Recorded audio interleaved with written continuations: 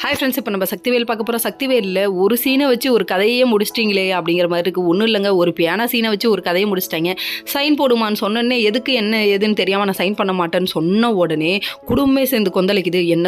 என்ன சொன்னேவா, என்னடா இது திரும்ப திரும்ப கேட்குறாங்க, இவங்களுக்கு காது கேட்கலையா, நான் என்னன்னு தெரியாமல் சைன் பண்ண மாட்டேன் அப்படின்னு சொல்லி அந்த பொண்ணு சொன்னதுக்கு அப்படியே கர்ஜுக்கும் காண்டாமல் இருக்க மாதிரி ஏஞ்சி நின்னாங்க பாரு. என்ன சொன்னேன் அப்படின்னு சொல்லிட்டு, ஐயோ முடியலப்பா சாமி, பார்க்க முடியல க்ளோஸ்அப்பில்.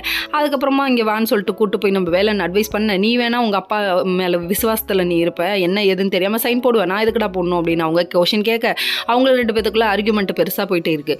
அது பார்த்து அதுக்கு வேலனோட அண்ணி உள்ள என்ட்ரி கொடுக்குறாங்க. இது மாதிரி ப்ராப்பர்ட்டி விற்கிற விஷயமா தான், வேறு எதுவும் இல்லை அப்படின்னு சொல்லிட்டாங்க. இப்படிலாம் சொன்னதுனால ஓகே, நான் இப்போ கையெழுத்து போடுறேன்னு கையெழுத்து போட வந்தா சக்தின்னு போடக்கூடாதான், சக்தி வேலைன்னு போடணுமா. இதை கேட்டோன்னே அவங்க கொந்தளிச்சுட்டாங்க. நான் சக்தி மையநாதன் தான் என்றைக்குமே, எங்கள் அப்பா பேரை தான் போடுவேன்னு சொல்லிட்டாங்க. இப்படியே ஒரு 5 நிமிஷம் பேசிட்டாங்க. இதுலேயே 10 நிமிஷம் ஆயிடுச்சு.